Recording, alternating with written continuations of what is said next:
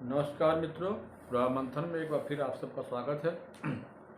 पिछले वीडियो में मैंने आपसे ये कहा था कि निफ्टी 23,099 के ऊपर नहीं जाएगा, लेकिन निफ्टी 23,099 के ऊपर 23,350 पे फ्राइडे के दिन क्लोजिंग हुई। बाज़ार में एक एफआईज की गजब की बाइंग आई है। इससे आप अंदाज़ा लगा सकते हैं कि एक वीक में अब तक का सबसे ज़्यादा बढ़त जो है कई वर्षों के बाद ही देखी गई है।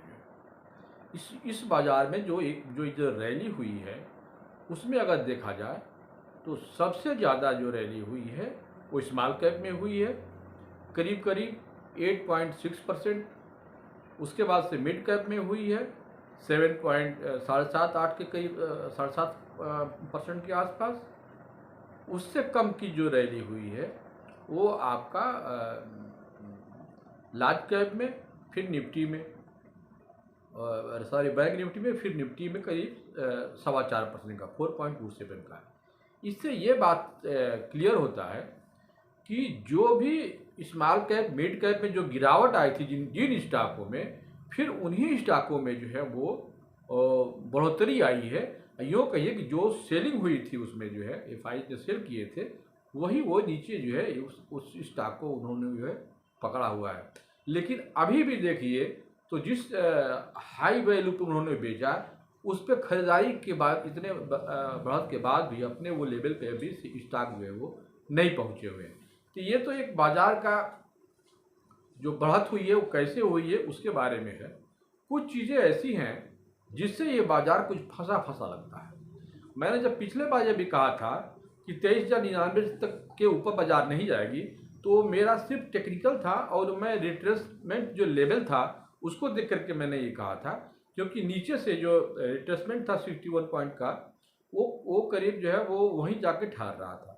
अब इसके बाद जो बाज़ार चूँकि बढ़ा हुआ है तो ऊपर का जो रेंज है अब खुल गया हुआ है और ये संभावनाएं बनती हैं कि 23,700 800 भी जा सकता है। लेकिन बाज़ार में इसमें इस समय यहाँ पे जिस जगह बाज़ार आया है वहाँ पे दो चीज़ मैं आपको बताना चाहता हूँ।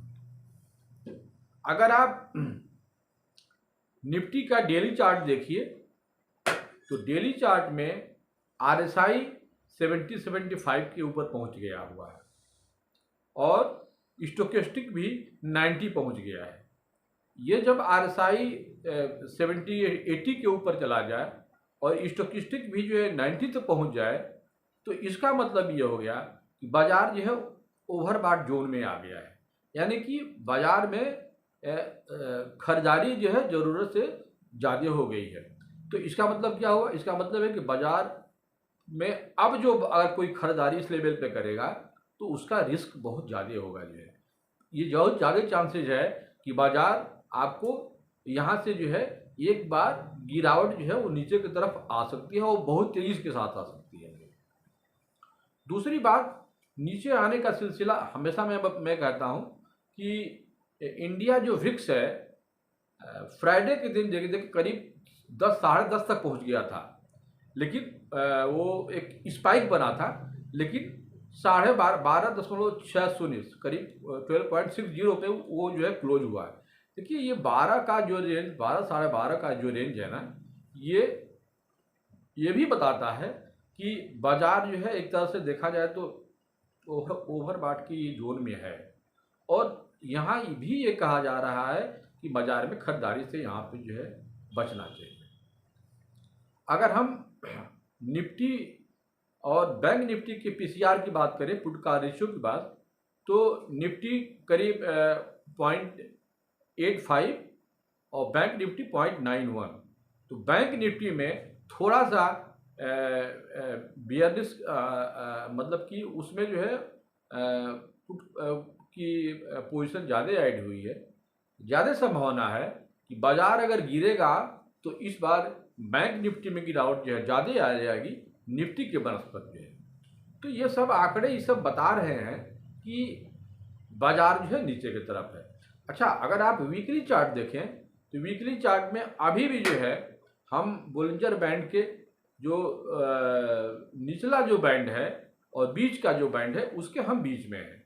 यानी कि जो वीकली चार्ट है ये बता रहा है कि हम अभी भी बियर इस फेज में हैं, लेकिन डेली चार्ट ये बता रहा है कि हम जो है वो बुल्स की तरफ हैं और ओवरबॉट जोन में बढ़ रहे हैं। ये दोनों ही चीज़ें जो है खतरा है और मार्केट में ये अनस्टेबिलिटी या मार्केट के नीचे जाने का संदेश है। अगर हो सकता है अगर बाजार ऊपर गया तो एक बार बाजार को अब यहाँ से बहुत ऊपर जाना लगता नहीं है देखने के लिए। जो है बाजार अगर नीचे से अगर तेज रिकवरी गिरी तो आप ये समझ लीजिए कि बैंक निफ्टी फिर 50,000 के आसपास या उसके नीचे जा सकता है और एक बार निफ्टी जो है 23,500 23,700 सॉरी 22,500 700 के रेंज में वो वापस फिर आ सकता है। जो है तो इस मुहिम पे जो बाजार जहाँ पे खड़ा हुआ है ये ऊपर और नीचे दोनों ही चांसेस बता रहा है, लेकिन ज़्यादा के ज़्यादा चांसेज है कि बाजार जो है इस जो एक्सपायरी है वहाँ तक जाते जाते जो है वो बाजार जो है एक बार जो है वो नीचे का रुख जरूर करेगा। तो ये कुछ ऐसे तथ्य थे जिसके आधार पे हमें लगा कि बाजार के एक दिशा को बताना थोड़ा सा कठिन है, लेकिन बाजार में ये मैं फिर भी कह रहा हूँ कि निवेशकों को खरीदारी नहीं करनी चाहिए। अगर उनको अपने स्टॉक में जहाँ भी अगर हाल में खरीदे हुए हैं तो वो अगर प्रॉफिट में है तो उनको आप जरूर दीजिए। निवेश करने का समय बिल्कुल ही अभी नहीं है। एक बार मार्केट को अभी फिलहाल अपनी चाल पे देखिए, ये बिल्कुल ही कृत्रिम चाल है और कृत्रिम चाल में आदमी जब भी कोई खरीदारी या बेचारी काम करेगा तो वो फंसेगा।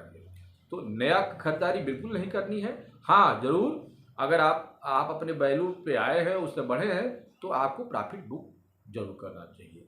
तो ये बाजार तो इस पोजीशन पे है कि ये बहुत ही जो है वो मुश्किल है ये कहना कि बाजार ऊपर जाएगा या नीचे जाएगा।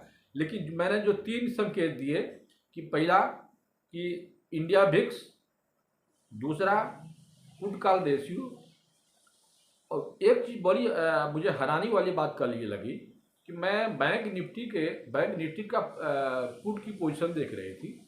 बैंक निफ्टी में 4600 के नीचे की जो स्ट्राइक प्राइस थे उसमें बहुत अच्छी से बाइंग थी। जो है अब आप सोच लीजिए कि 46 के नीचे की स्ट्राइक प्राइस पर बाइंग थी और ऊपर में सेलिंग थी, यानी कि पोजीशन जो लोग पुट में थी वो पहले सेल किए हैं लोग और नीचे जो है वो उसको बाई किए हुए हैं। अब अपनी पोजीशन जो है एक तरह से हेज किए हुए हैं। तो मार्केट अगर गिरेगा बैंक निफ्टी में तो ये बताता है कि बैंक निफ्टी में गिरावट जो है वो ज़्यादा आएगी। तो ये मेरा वीडियो मित्रों बस ये इस पे था कि बाज़ार में पहली बात कि खरीदारी नहीं बिल्कुल नहीं करनी है। बाज़ार में आपको ऊपर से एग्जिट करने का ये फिर एक मौका दे रहा है और जैसे कि हमेशा से होता रहा है कि हर उछाल में रैली में बेचिए, वो फिर भी इस मार्केट में ये काम करेगा। तो देखिए मंडे ट्यूसडे के दिन बाजार हमारा एक बार निश्चित रूप से 23,000 के नीचे की तरफ दिशा देना चाहिए, ये मेरा अपना आकलन है। वैसे बाजार में खरीदारी अगर फिर आ जाती है तो ये कोई आश्चर्य की बात नहीं है। तो निश्चित रूप से ये मेरा वीडियो अच्छा लगता है तो आप चैनल को सब्सक्राइब कीजिए, बेल आइकन दबाइए और अगले वीडियो आने तक के लिए हमें इजाज़त दीजिए। नमस्कार।